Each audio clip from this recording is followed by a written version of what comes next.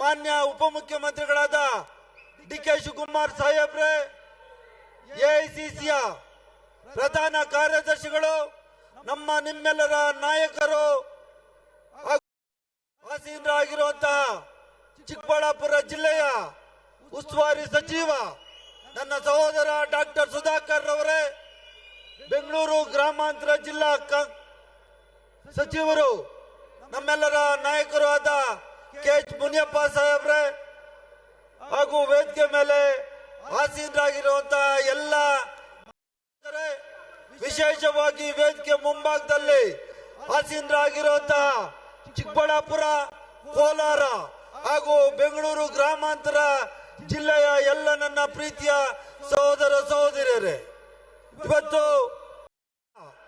ದೇಶದ ಗ್ರಾಮೀಣ ಕೂಲಿಕಾರರು, ಸಣ್ಣ ರೈತರು ಜೀವನೋಪಾಯಕ್ಕೆ ಜೀವನ ಆಧಾರವಾಗಿದ್ದ ಉದ್ಯೋಗವನ್ನು ಸ್ಥಳೀಯವಾಗಿ ಕೇಳಿ ಪಡೆಯುವಾಗಿತ್ತು. ಆ ಸಂದರ್ಭದಲ್ಲೂ ಸಹ ಸುಮಾರು 71.8 ಲಕ್ಷ ಆಕ್ಟಿವ್ ನರೇಗಾ ಕೂಲಿ ಕಾರ್ಮಿಕರು ಇದ್ರು. ಅದರಲ್ಲಿ ವಿಶೇಷವಾಗಿ ಸುಮಾರು 36,75,000 ಮಹಿಳೆಯರು ಇದ್ದಾರೆ. ಈ ಎಲ್ಲ ಹಕ್ಕನ್ನ ಕಳೆದುಕೊಂಡಂತಹ ಈ ಲಜ್ಜೆಗೆಟ್ಟ ಸರ್ಕಾರ ಬಿಜೆಪಿ ಸರ್ಕಾರ. ದೇಶದ ಸಣ್ಣ ರೈತರು, ಕೂಲಿ ಕಾರ್ಮಿಕರು ತಾವು ವಾಸಿಸುವ ಜಾಗದಲ್ಲೇ, ತಾವು ಇದ್ದಂತ ಗ್ರಾಮ ಪಂಚಾಯಿತಿಗಳಲ್ಲಿ ಕೆಲಸಗಳನ್ನ ಮಾಡಿ ಅವರು ತಮ್ಮ ಆರ್ಥಿಕತೆಯನ್ನು ಕಟ್ಕೊಳ್ತಾ ಇದ್ರು.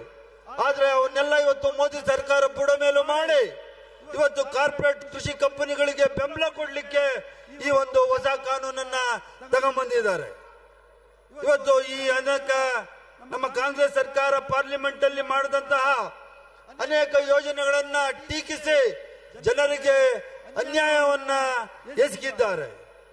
ಮೋದಿ ಸರ್ಕಾರ ಜನರು ಎಲ್ಲಿ ದಂಗೆ ಹೇಳ್ತಾರೋ ಎಂದು ಎದುರಿ ಪ್ರತಿದಿನ ಹೊಸ ಹೊಸ ಸುಳ್ಳುಗಳನ್ನ ಹೇಳಿ ಎಲೆಕ್ಷನ್ಗಳನ್ನ, ಚುನಾವಣೆಗಳನ್ನ ನಡೆಸ್ತಾ ಇದ್ದಾರೆ. ಅದರಲ್ಲಿ ಸಫಲರೂ ಸಹ ಆಗ್ತಾ ಇದ್ದಾರೆ. ಆದ್ರೆ ಮುಂದೊಂದು ದಿನ ಸತ್ಯ ಮುಂದಕ್ಕೆ ಬರಲೇಬೇಕು. ಆವತ್ತು ಈ ಮೋದಿ ಸರ್ಕಾರ ಅಂತ್ಯ ಕಾಣ್ತದೆ ಅಂತ ನಾನು ಈ ಸಂದರ್ಭದಲ್ಲಿ ಹೇಳಿಕೆ ಬಯಸ್ತೇನೆ. ಈಗಾಗಲೇ ಮಾನ್ಯ ಮುಖ್ಯಮಂತ್ರಿಯವರು 30/12/2025 ಈ ಕಾಯ್ದೆಯ ಆರ್ಟಿಕಲ್ 258 ಮತ್ತು 280ಕ್ಕೆ ವಿರುದ್ಧವಾಗಿದೆ, ಜನರ ಉದ್ಯೋಗದ ಹಕ್ಕುಗಳನ್ನು ಕಸಿಯುತ್ತದೆ ಮತ್ತು ರಾಜ್ಯಗಳ ಆರ್ಥಿಕ ಪರಿಸ್ಥಿತಿ ಸಂಕಟಕ್ಕೆ ಸಿಲುಕೊಳ್ತದೆ ಅಂತ ಹೇಳಿ ನಾಶ ಮಾಡ್ತಂತಾಗ್ತದೆ ಅಂತ ಹೇಳಿ ಈಗಾಗಲೇ ಪತ್ರವನ್ನ ಬರೆದಿದ್ದಾರೆ. ಮನ್ರೇಗಾ ಯೋಜನೆಯನ್ನು ರದ್ದು ಮಾಡಿ ಬಿಬಿ ಗ್ರಾಮ್ಜಿ ಯೋಜನೆಯನ್ನು ಜಾರಿ ಮಾಡಿದರೆ ನಿರುದ್ಯೋಗದ ಪ್ರಮಾಣ ಹೆಚ್ಚಳ ಆಗ್ತದೆ, ಉದ್ಯೋಗ ಮಹಿಳೆಯರ ಪಾಲುದಾರಿಕೆ ಇಳಿಯುತ್ತದೆ, ದಲಿತ ಮತ್ತು ಆದಿವಾಸಿ ಕುಟುಂಬಗಳ ಆರ್ಥಿಕ ಒತ್ತಡ ಸೃಷ್ಟಿಯಾಗ್ತದೆ. ಆದ್ರಿಂದ ನಮ್ಮ ಬೇಡಿಕೆಗಳು ವಿಕಸಿತ ಭಾರತ ಗ್ರಾಮ್ಜಿ ಯೋಜನೆಯನ್ನು ಸಂಪೂರ್ಣವಾಗಿ ರದ್ದುಗೊಳಿಸಿ ಮನ್ರೇಗಾ ಕಾಯ್ದೆಯನ್ನು ಮತ್ತೆ ಜಾರಿಗೊಳಿಸಬೇಕು, ಜನರ ಉದ್ಯೋಗದ ಹಕ್ಕನ್ನು ಪುನಃಸ್ಥಾಪನೆ ಮಾಡಬೇಕು, ದೇಶಾದ್ಯಂತ 400 ರೂಪಾಯಿಗಳ ಕನಿಷ್ಠ ವೇತನವನ್ನ ನೀಡಬೇಕು ಅಂತ ಹೇಳಿ ಇಡೀ ದೇಶಾದ್ಯಂತ ಇವತ್ತು ಕಾಂಗ್ರೆಸ್ ಪಕ್ಷದಿಂದ ನಾವು ಈ ತರ ಒಂದು ಪ್ರತಿಭಟನೆಗಳನ್ನ ಹಮ್ಮಿಕೊಂಡಿದ್ದೇವೆ. ಮುಂದಿನ ದಿವಸಗಳಲ್ಲಿ ನಿಮ್ಮೆಲ್ಲರ ಸಹಕಾರ, ಈ ದೇಶದ ಜನಗಳ ಸಹಕಾರ ಕಾಂಗ್ರೆಸ್ ಪಕ್ಷಕ್ಕೆ ಇದ್ದ ಪಕ್ಷದಲ್ಲಿ ನಾವು ಮನ್ರೇಗಾ ಕಾಯ್ದೆಯನ್ನ ನಾವು ಮಾಡ್ತೀವಿ ಅಂತ ನಾನು ಈ ಸಂದರ್ಭದಲ್ಲಿ ಹೇಳಿ, ಈ ಕಾರ್ಯಕ್ರಮಕ್ಕೆ 3 ಜಿಲ್ಲೆ ಹಾಗೂ ಕರ್ನಾಟಕ ರಾಜ್ಯದಿಂದ ಅನೇಕ ಸಾವಿರಾರು ಸಂಖ್ಯೆಯಲ್ಲಿ ನೀವೆಲ್ಲರೂ ಬಂದಿದ್ದೀರಿ.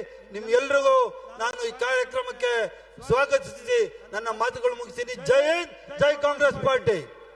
ಧನ್ಯವಾದಗಳು ಬೈರತಿ ಸುರೇಶ್ ಅವರಿಗೆ.